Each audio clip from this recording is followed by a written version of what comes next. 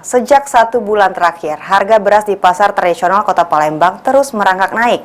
Alih-alih mengalami penurunan pada Rabu 19 Oktober 2022, kenaikan harga beras kini berkisar Rp20 hingga Rp30.000 per kemasan 20 kg.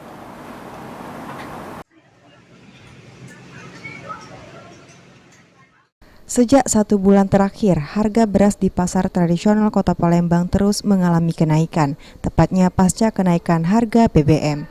Pada Rabu 19 Oktober 2022, harga beras terpantau berada di posisi cukup tinggi ketimbang harga sebelum kenaikan.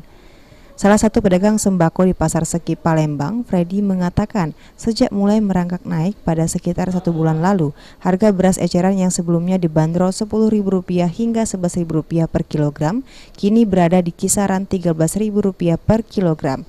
Sementara untuk harga beras kemasan 20 kg yang sebelumnya dijual dengan rata-rata harga Rp210.000, kini dibanderol Rp232.000 atau mengalami kenaikan sekitar Rp20.000.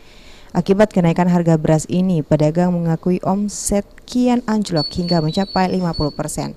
Dengan kondisi kenaikan harga beras ini, pedagang merasa kebingungan lantaran hingga saat ini belum mengetahui penyebab dan juga belum ada langkah dari pihak terkait yang menyentuh pedagang kecil secara langsung.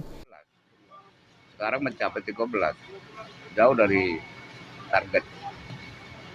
Kalau untuk yang per karung 20 kilo berapa Pak? Ada kenaikan? Untuk per karung 20 kilo ada yang signifikan naik. Contoh beras raja, sekarang modalnya sudah 232.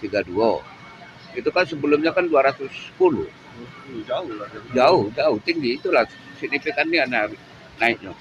Ini kan sudah hampir sebulan ini Pak berlangsung kenaikan beras. Iya, kurang lebih lah. Mungkin gimana Pak untuk penjualan saat ini Pak? Ya boleh Anda pantau sekarang kan. Sekarang konsumen ini sepi jadi. Berapa persen turun Pak? Jauh turunnya. 50% ada Pak? Iya, besar itulah kali.